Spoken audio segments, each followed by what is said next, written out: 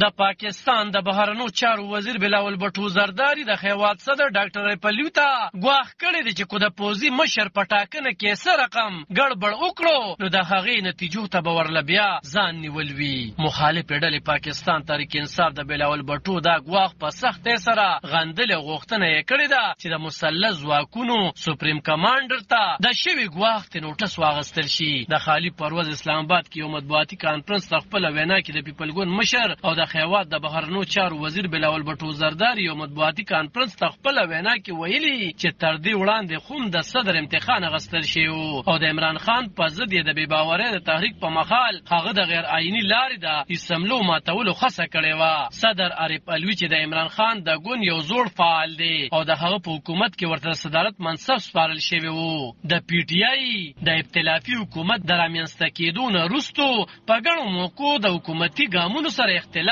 ښودلی و او په زغرده یې ویلي دي چې هغه به خپلې ذمهوارۍ د آیین او قانون په اساس ترسره کوي. د حکومت مخالف ګوند مرکزي مشرې شیري مزاري د خارجه وزیر ګواښ ته خپل غبرګون کې ویلي چې د امپورټډ حکومت خارجه وزیر یو داسې چاته ګواښ کړی چې د ایوب خان په امریت کې ګولو ته ځان نیولی و. د پی ټي آی سند صوبې د صدر په توګه یې د زرداري مافیا مخې ته ولاړه وه. په ټویټر خپل ټویټ کې د فوج مطبوعاتي څانګه یې ټیک کړې ده او پوښتنه یې کړې ده چې آیا دا امپورټډ خارجه وزیر له لوري د مسلح ځواکونو سپریم کمانډر ته د شوي دې ګواښ نوټس به نه اخیستل کېږي په داسې حال کې چې پاکستان کې د نوي پوځي مشر ټاکنې ته ورځې نږدې شوي او د دفاع وزیر خواجه صاحب تېره ورځ چې روانه هفته کې به د نوي ټاکل کېدونکي پوځي مشر نوم مخې ته راوړل شي. څېړونکي اندېښنې ښایي چې د پوځي مشر په ټاکنه کې د خیوات د صدر خنډان راولاړولی شي. د نوي پوځي مشر د ټاکنې نه وړاندې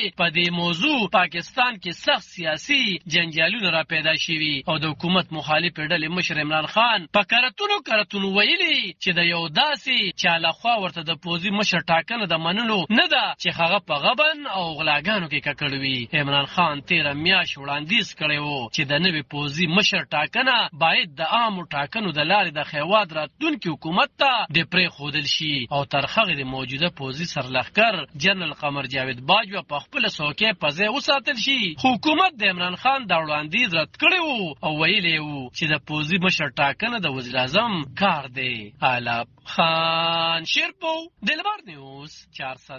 د پاکستان